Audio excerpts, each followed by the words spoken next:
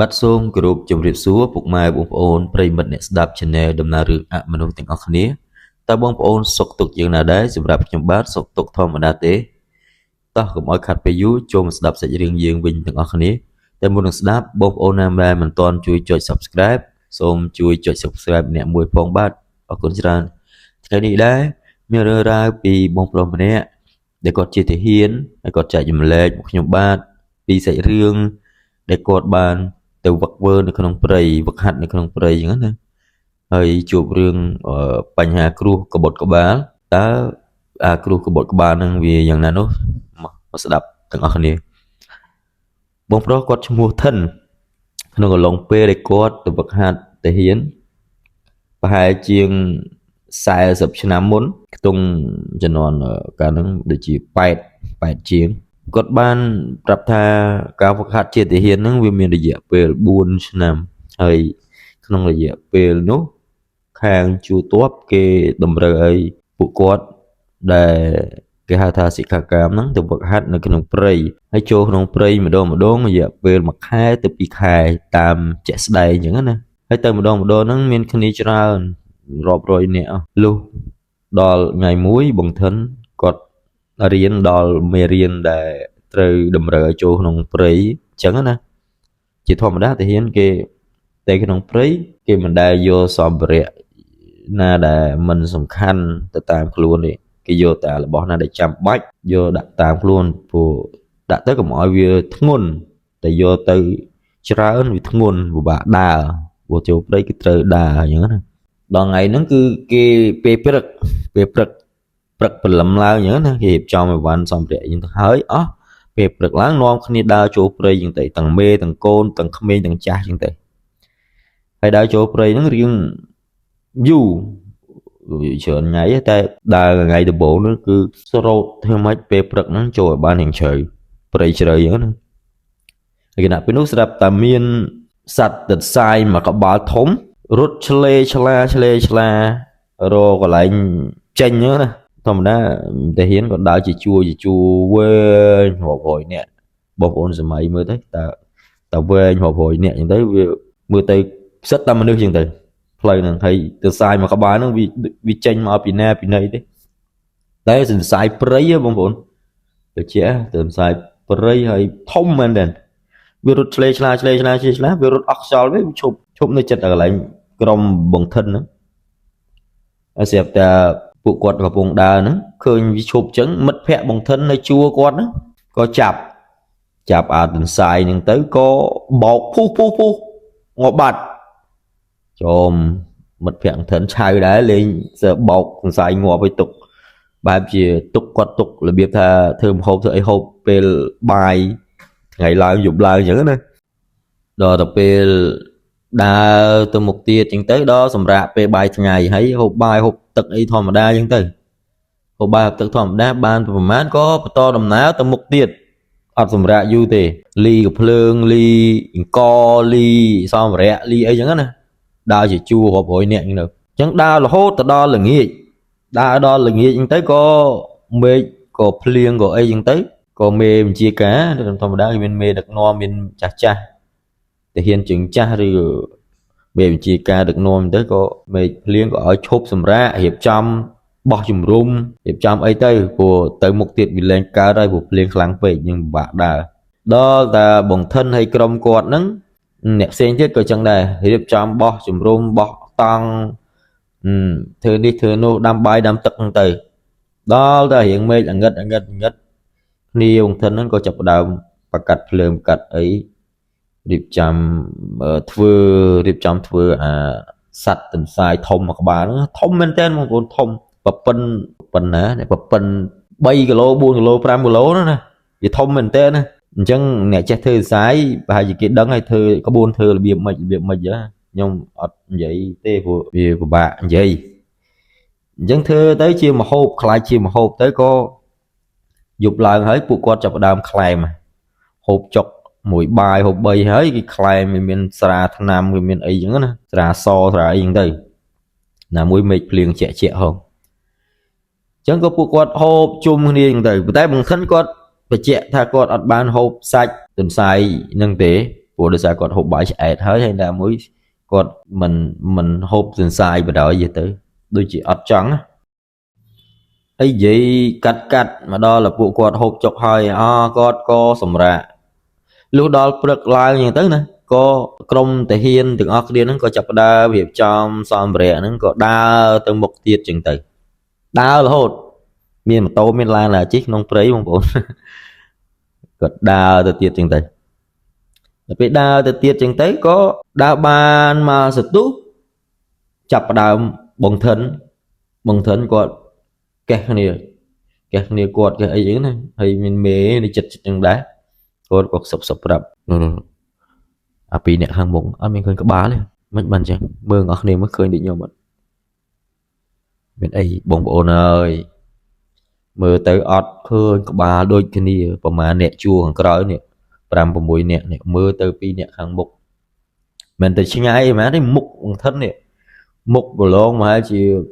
3-4 នាក់អញ្ចឹងណាតែក្រុមគាត់ទេអត់មានឃើញក្បាលទេបងប្អូនឃើញតែខ្លួនឲ្យដើរទៅរយទៅមុខអញ្ចឹងតែអ្នកជាប់ហ្នឹងមើលបែបជាមើលមិនឃើញទេតែអ្នកនៅក្រោយម្លងបាន 4-5 នាក់នេះមើលឃើញអញ្ចឹងជាធម្មតាគេហៅថាចាស់ពីជំនាន់មុនឬក៏ទំនៀមទម្លាប់គេថាបើឃើញមនុស្សមានតែខ្លួនអត់ក្បាលអញ្ចឹងណាមានគ្រោះអញ្ចឹងណាគេមិនឲ្យទៅប្រាប់ទេបើប្រាប់ហ្នឹងវាឡងមកខ្លួនឯងអញ្ចឹងទៅហើយណាមួយទៅប្រាប់ទៅក៏វាអត់ត្រូវក្បួនចាស់ដែរគេត្រូវឃើញអញ្ចឹងគេនិយាយប្រាប់គ្រួសារសាច់ញាតិឬក៏បើអត់មានសាច់ញាតិគ្រួសារในចិត្តហ្នឹងទេគេនិយាយមិត្តភ័ក្តិឬក៏អ្នកក្នុងក្រុមហ្នឹងដើម្បីរកវិធីដើម្បីជួយពួកគាត់បើពួកគាត់អញ្ចឹងហើយឃើញទាំងអស់គ្នាហើយឃើញមិនមែនឃើញយូរទេបងប្អូនឃើញតែ1នាទី2នាទីទេអញ្ចឹងមានក្បាលវិញអញ្ចឹងពងដើរហ្នឹងអត់ឃើញតែ1នាទី2នាទីអញ្ចឹងទេហើយនៅក្នុងហ្នឹងមាន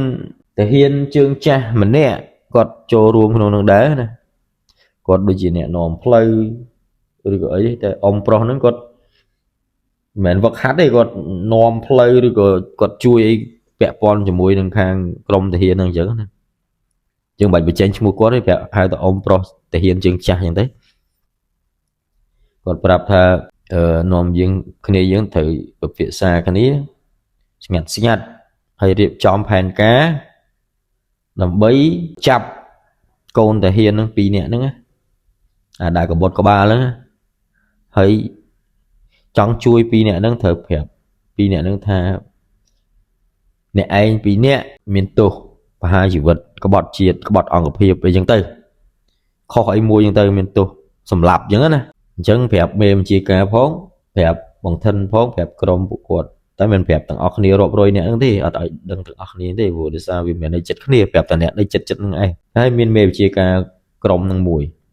គេហៅមេអញ្ចឹងណាបងប្អូនខ្ញុំថាមេបញ្ជាការមកទៅព្រោះតាហ៊ានវាមានមេមានកូនដល់ពេលអញ្ចឹងហើយក៏ដល់ពេលម៉ោងបាយក៏ពេលឈប់សម្រាកអញ្ចឹងទៅក៏ក្រុមពួកគាត់នឹងមេទៅចាប់2នាក់ហ្នឹងវាយខ្នោះបណ្ដោយតាហ៊ានគេមានខ្នោះមានអីអញ្ចឹងទៅចងខ្សែវាយខ្នោះអញ្ចឹងទៅវាយខ្នោះឲ្យបិទភ្នែករុំភ្នែកអត់ឲ្យវាឃើញអីទេព្រោះអាហ្នឹងចាស់គេថាកំរោលចូលឬក៏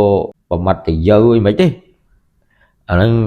បងប្អូនអាចដឹងឯងអ្នកដែលធ្លាប់ដឹងអ្នកអត់ដឹងក៏អត់ដឹងដែរខ្ញុំអត់ទាន់ដឹងច្បាស់ទេនេះឮគាត់ប្រាប់ឲ្យខ្ញុំអ្វីដែលគាត់និយាយហ្នឹងគឺស្ដែងហើយយកមកលើកមកនិយាយនេះហៅគ្រោះកបុតក្បាលអាចនិយាយចឹងហើយអាច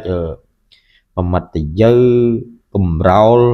ឬក៏អមនុស្សអីមួយចូលខ្លួនគាត់ចឹងណាដោយសារគាត់រិស័យទាបហើយដោយសារគាត់ស៊ីសាច់អាទន្សាយព្រៃហ្នឹងចឹងបានអញ្ចឹងមិនគាត់បាត់ក្បាលឃើញតែខ្លួនហ្នឹងហើយចូលមកវិញគឺមេបញ្ជាការនៃក្រុមកំធិនហ្នឹងក៏រៀបចំផែនការចាប់ពួកគាត់តែម្ដងចាប់2នាក់ហ្នឹងហើយពួក2នាក់ហ្នឹងក៏និយាយថាមានរឿងអីមិនបានចាប់ខ្ញុំខុសអីប៉ុន្តែអាតវ៉ាហ្នឹងគឺសំឡេងរបស់2នាក់ហ្នឹងគឺជារបស់សំឡេងរបស់ពួកគាត់ប៉ុន្តែភ្នែកមិនមែនភ្នែករបស់ពួកគាត់ទេភ្នែកកលិបកលាប់ភ្នែកយ៉ាហ្នឹងភ្នែកអមនុស្សហ្មងភ្នែកកំរោលចូលក្នុងខ្លួន ប៉ុន្តែសម្ដីសម្ដៅគឺពីរអ្នករបស់គាត់ហ្នឹងគឺសម្ដីរបស់ពួកគាត់ប៉ុន្តែទឹកមុខឲ្យភ្នែកនេះមិនមែនគាត់ទេហ្នឹងពួកអមនុស្សចូលក្នុងខ្លួនដោយសាររិស័យគាត់ទៀបពោហើយគាត់ទៅស៊ីសាច់សាយទៀតទៅវាមានបញ្ហាអញ្ចឹងដើម្បីឲ្យដោះគ្រោះនឹងបានអ៊ំដែលជាទាហានជើងចាស់ហ្នឹងឲ្យយោបល់ទៅមេបញ្ជាការគួរតែធ្វើរឿងមួយដែលអាចជួយដល់គ្រោះនឹងបានគឺត្រូវបដិញ្ញពួកហ្នឹងចេញពីខ្លួនត្រូវធ្វើឲ្យមិនឲ្យពីរអ្នកហ្នឹងវាភ័យវាខ្លាចឲ្យវាពួកអមនុស្សក្នុងខ្លួនហ្នឹងចេញអញ្ចឹងណាតែអ៊ំប្រុសដែលទាហានជើងចាស់គាត់ប្រាប់ថាមានក្បួនគេធ្វើត្រូវចាប់ចងវាយខ្នោះហើយជីកដៅ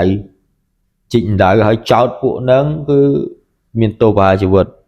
ក្បត់អង្គភាពក្បត់ជាតិក្បត់អីយ៉ាងទៅអញ្ចឹង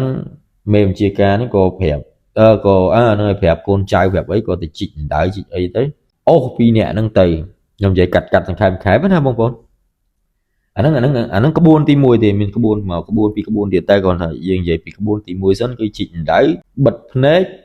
ហើយចងដៃចងជើងវាយខ្នោះយ៉ាងទៅហើយបាញ់សម្លាប់គេថាមានទោសថាជីវិតបាញ់សម្លាប់ប៉ុន្តែមិនមែនបាញ់សម្លាប់មែនទេណាបងប្អូនគឺបាញ់គុំតិចបាញ់ប៉ងហើយធាក់តម្លាក់ចូលដៅនឹងចឹងទៅប៉ុន្តែគុំតិចមិនមែនបាញ់ចំមនុស្សទេណាបាញ់ធ្វើម៉េចឲ្យសម័យខ្លួននឹងភ័យខ្លាចឲ្យអាពួកអមនុស្សក្នុងខ្លួននឹងវាចេញចឹងណាបាញ់ប៉ងធាក់ធ្លាក់អណ្ដៅក៏ស្លាប់លើកពួកគាត់ឡើងមកលើវិញទាំងពីរនាក់ហើយស្លាប់នឹងបានមិនទាន់បានប្រមាណទេបងប្អូនក៏ភ្ញាក់នឹងខ្លួនវិញលើកឡើងមកលើហើយណាចេញពីអណ្ដៅហ្នឹងគេភ្ញាក់នឹងខ្លួនវិញប៉ុន្តែមានតែម្នាក់ឯងដែលដឹងខ្លួននិយាយដឹងខុសដឹងត្រូវភ្នែកលេងកលេបកឡៅហើយប៉ុន្តែម្នាក់ទៀតវានៅអាកំរោលនៅក្នុងខ្លួនឡើយអាកំមតយើខ្ញុំនិយាយថាពួកអាមនុស្សនៅក្នុងខ្លួននឹងឡើយទេអញ្ចឹងក៏ខាងមេបញ្ជាការឲ្យអ៊ំទាហានយ៉ាងចាស់ហ្នឹងក៏មើលម្នាក់ហ្នឹងមើលថាវាមិនអីមិនអញ្ចឹងណាសកម្មភាពវាហើយភ្នែកបិទចិត្តហើយដល់ពេលស្រាយភ្នែកចេញតែអត់ទាន់ដោះខ្នោះចេញពីដៃជាទេខ្លាចវាមានបញ្ហាអញ្ចឹងណា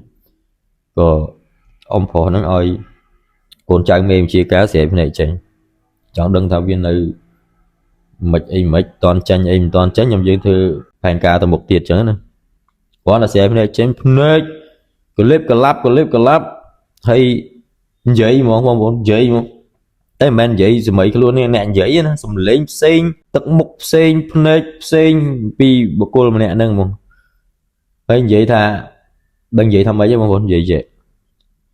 អញមិនទៅណាទេលុះត្រាតែវាងាប់ជួយបងប្អូនអើយគឺស្បល់ដល់តែពេលឮអញ្ចឹងមេបញ្ជាការគាត់ទៅសួរអ៊ំទាហានជើងចាស់ហ្នឹងសួរគាត់ម្ដងទៀតអ៊ំតើគូធ្វើម៉េចទៀតអញ្ចឹងអ៊ំបើអាមួយចេញអាមួយមិនទាន់ចេញអញ្ចឹងណាអញ្ចឹងអ៊ំទាហានហ្នឹងគាត់បានប្រាប់ដែរថាហេគាត់មិនប្រាប់ភ្លាមទេគាត់អ៊ំគាត់គិតសិនគាត់គិតថាគួរធ្វើម៉េចទៀតអញ្ចឹងណាគាត់មានក្បួនគាត់ធ្វើ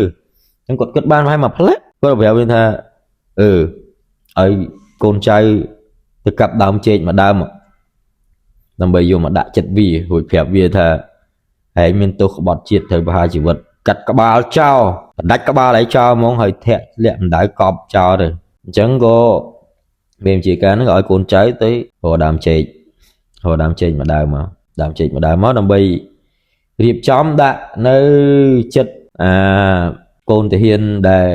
ខ្មោចចូលកំប្រោចូលហ្នឹងហើយដាក់ប្រឈរត្រឹមគ្នាហ្មងអត់មានឲ្យខ្ពស់ខ្វះគ្នាថា1.60 ម៉ែត្រ1.70 ម៉ែត្រដូចគ្នាអញ្ចឹងណាដាក់ឈរជាងនោះហើយដាក់ក្បែរអណ្ដៅរួចមកក៏កបិតកបិតកាប់មុតមែនតើលែងម្ដងហ្នឹងលែងកំភ្លើងឯងកំភ្លើងបាញ់អត់ទៅអញ្ចឹងក៏យកកបិតកាប់ cái lại cái chân co thấm cái chân co nâng một ông là thể hiện chân cha nó còn ở cặp thấm cái chân co nó hơi thơ mất ở lẹ đào chết thấm co nữa lẹ đi có bao lẹ chứ nè lẹ trôn đã đục ở lưới lấy lưỡi ngờ hay môn cáp hẹp vì thà miền ấy biển ấy trong cái đây đạp ọt đòn máu thử và hai chỉ vật xâm lập cắt báo trao hay bật phần này vì thỏm đan tới cũng bật phần này chẳng có mềm chỉ cá ở con trái có cặp tay mà đông bông bông ở cặp cặp đặt cái bào làm đợi cặp chưa rúp thì lại có bào bịa đục lại cho đấy nó lưu lấy nhớ đầm bay thưa oi mà chắc luôn nó bị phi vì khai vì ấy những nó đầm bay bỏ phi thế cứ không mọi nó ấy không luôn nó bị tranh đi đó là bị phi khăng cặp lưu chút rít đôi đạch co bật này bật ấy mình đứng chút rúp lúc chẳng mà cầm rau trôi nó bị ai bị chèn bộ nó không luôn bị ai bị chèn còn được cặp trong hỏi thẹ trôi không đại của đời thành đại nó hiện chơi đá bật thẹ tới bật lẹ nó chứ luôn bông ôn đại nó trôi còn mà anh máy đá pi máy đá nhưng lẹ bựa lẹ thẹ mình nước mới mẹ thẹ ẩm chế đi này tay mình nó có ba lên cái này có ba lời thì hình chứng đọc về nó có số mấy luôn để mình mình đấu show nó bị sờ lọc nhưng tới có con trai thể hiện nó có bàn con trai mềm chỉ cả bàn lược mau cái lại chùm rùng mình hay ông đây thể hiện chơi trang quật có mà xua bằng thân đó ta đam hay nó bị màu bị ấy vì mẹ nó sọc vì miền rương nó tê màu bị ấy bằng tay cầm ráo trôi của mình luôn trôi lo thằng nào có bật có ba cái bật ấy giống nè hay mình nè đi pi nè đi ông pro gọt xuồng thân giống nè ấy tập bèoทั้งthân có chùm hiếp đạp ông pro vinh nhưng từ tập bát ông để xa gặp bông đa chỉ chua chua prey nè bê bật mà sơn mình nhé xếp tạm miên sạt từ sai prey thông mà cả ba rút chle chla pin nưng hay đập bê rút chle chla vì mình đang từ na thì hiên sẽ đàn bê rọp rồi nè nó vì có oxal vì có bị chô chết bộ nhóm chua nè hay có mật hẹ nhóm mình nè nó cái chặt từ sai nó bọc phu ngõ bạt hay từ sai nó bị thông đấy bởi vậy vì đục hộp với những bàn trà vì bàn trà nè vậy đó và tới đập bê hộp bài bê dục nó hộp tập pi nè năng tỷ kể với nó cái hộp bài hộp ấy thòm mà đang rồi tập nó là biết thật claim ra claim ấy những tập pi nè năng tỷ hộp kể với đấng cái coi lên nó thì kể hộp thì rồi bên lúc đó ai là người tới có khơi pi nè nó đa từ tam chu tới ở men khơi có bào thì chân krom phụ nhôm hay năng ấy nó có sập đập này nó có đập mềm chỉ cả tới đăng lư đó ôm chân tay về ông pro còn ban lư chân hới có đập thà ý chết tà miên mong châu không play kìm oi tập bắt qua kìm oi tình giấy đi gọi sạch ấy không play kìm oi party miên này ta can cái miên ấy gì tới cùng oi pa tay mà đồ lấy nó ông pi nè nó chân bị play bên đây còn đập ở bóng thân chấn hay bóng thân còn tập đẹp mềm chỉ ca đẹp ấy tam chạy đây như thế vô pi nè nó chân bị play bên đây ông còn đập chấn vô chân bị play hay vô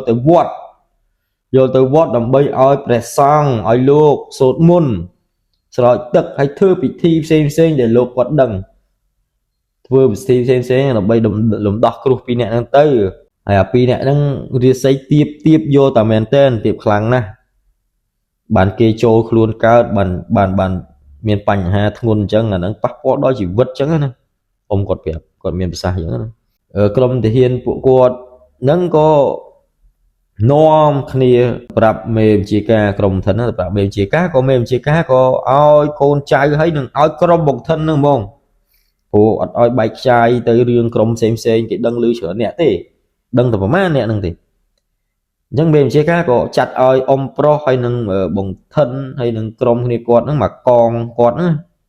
cầm quạt nữa vô pi nè nâng tranh tờ bình tranh pi prey được mình đầm bầy đỏ group pi nè nè cô thằng con na bành hà này ai đo chỉ vật bà tay toán bà tay mình toán chỉ vật đây bong bồn tại đó Watson bộ bà khỏi bên tích mình nè đài chanh môn nắng có ở toàn sưu đây thời do tới vật thằng pi nè đầm bay soi tực trong bao cô lượng địa xây làng vinh rồi có prom sốt môn anh nắng cứ vẽ pol như môi bánh hà vị trí bao lục có thể thư mạch chẳng thằng pi nè chẳng dần khai mà vẫn cứ ban bằng thân vô quạt đòn vọt thằng con trai thể hiện ấy nắng vô đặt quạt đòn vọt hay có lược có prom soi tực lượng xây sốt môn xây những tới chờ cầm thì thấy ôi lúc có ôi pi nè nắng về thừa ấy chọc chẳng nè cục kịch chọc hơi lúc đâm thà ôi pi nè nắng từ té ôi ở phục mà đai soi tực mà đong tiệt ở phục mà đai soi tực bàn đạch bà ở phục mà đai soi tực ọt bàn soi tực té vì ai cầm rò lăng trôi đong tiệt phụ và mặt tại dây của phụ mình nu trôi mà đong tiệt chân thử miên nạp chịu ba đây nè miên côn na môi bờ sân gì ăn miên là phục mà đai ai phụ quát nè miên côn soi tực hay ai po ai chơi ai cái tháp bạch chia phụ mà nước na ai tranh nhà nhai ở pot in tới bạch chia co vậy in tới chân lúa cọt miên sang đi cả chân ba nóm tới tia mà đong tiệt nóm tới tia tới có ban thưa tam sau đi cả lúa để cọt bạp màu trắng nè chẳng có vừa tam tụi anh tới có ruồi luôn như tới vì nè nó đăng luôn làng vinh tới ắt miền đăng thà luôn ai mà đo tia thế cả tròn chấm được nông prey pel bông phật hay nhẹ bị phật cứ lên đăng luôn mong về bậc làng đào thì chu hay cái thứ ấy nó ắt chấm nữa cô mẹ chỉ luôn vụ quạt điện quạt chấm cái quạt phèo tận nào đang tôn chân tới vụ quạt si sạch từng sai prey nưng từ sai prey thom nưng claim và đôi hộp bài ai thấy ta nó claim những anh rồi claim cho claim là thứ có bắt cá cho trăm đi bắt cá trong trăm mà đó là lợi ở đằng miền riêng it hay trong thân nó có ban prap tầm nào sạch riêng từ thà thường che riêng từ đầm bay bán mau sừng cừu chỉ vật bộ quạt bán này bộ quạt pin này nó cứ một ba miền mình trâu miền cầm rau trâu mặt thì dâu yên đó nè bông bông nên ai sẽ đưa nó cứ việc chọc trầm năng ai phụ quạt bàn đừng luôn vinh hơi hay ông pro đã chia thể hiện chương trình nó quạt bàn prap tha chỉ từ tới krom thể hiện để cho tới krom prey rọp rồi nè đó vì tay tầm miền nè thì xây tiếp nè đại thơ đi kho nè thơ nu kho nè mọt kho nè ấy chẳng tới vì tay tầm miền mà nè pi nè thì có bay nè ấy chẳng tới rọp rồi nè nó vì tay tầm miền này mình lo cục đọc từng ở tề tay tầm miền hay tay anh ta còn đá cho nó nằm bay ở nè nam miền panh há còn chui dừng ảnh ông pro nữa thì hiện trường cha này của quạt đăng thật ấy miền tạm miền nia là cho mà đọc mấy cái miền môi miền pi vậy này mà rồi mấy cái miền môi miền pi vậy này nè đây mình group mình đăng vậy nè là quạt đăng vì đây này khả prey bắp lo bọt mình chia đi có vẽ pon cho bùi nó mình nô mũi ấy kia nó có prey như thế nên ngay bông vốn rương này bán chọc tầm đăng ngay của quạt ông pro quạt bàn phẹp sạch riêng năng máu có ông pro bông thân tôi chạy gì ông pro bông thân quạt bàn phẹp sạch riêng năng máu cứ tập bên năng anh mà hắc trong bà pon buồn nổi bẹt pon nổi chật nhé cả nên quạt vừa thể hiện nó chụp riêng năng riêng rai năng pi nè để gặp vùng đầu vật hành nó cứ có bột có ba hay có sừng cừu quạt đòi vị thi xa môi dùm luôn gặp lương ban cùng để chia hay giờ đàm chết mà cặp thầm có ba thầm co đó thẹn lẹm đá như thế thứ mất ở hơi vậy vì tranh hay giờ từ vọt từ lục sốt buồn sỏi tận đọc cừu ấy như thế chẳng riêng rai nó cứ chọc thầm đằng hay bom phun hay đập đòi picha nè thằng ở khní hay bờ miền ấy khi bạn dậy tới lừa lúa quạt hạt ấy trăng chấm nồi mùi ná có xong mà chia sẻ vì bom phun hay bà bên chân bom phun bên chân ở video này xong chui subscribe like comment đẹp mùi phong nên ấy chăm chụp nhóm ba nơi video coi tiết មានរឿងរ៉ាវចាស់គាត់ចែកប្លែកជាច្រើនទៀតខ្ញុំនឹងលើកយកមកសម្រាប់ជូនបងប្អូនស្ដាប់អរគុណច្រើនបងប្អូនជម្រាបលាទាំងអស់គ្នាសុខសប្បាយទាំងអស់គ្នាបាទអរគុណ